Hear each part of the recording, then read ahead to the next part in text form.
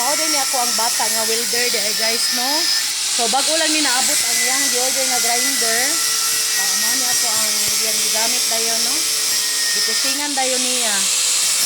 Nya napo ni siya para welding machine po guys. Nya kani karon grinder ni guys no. Diri ko ni gi-order sa TikTok no. So kanang nagpractice siya guys kay magtukod ko sa kagalingon sa so nalipay gid siya guys no nga yung na-order dili gyud scam.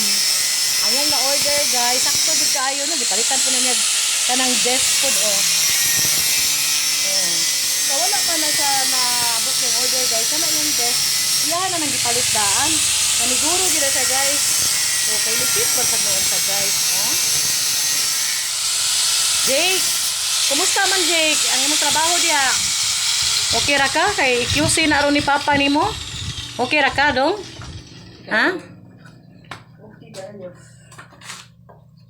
Anya asa man imong welding karon dong?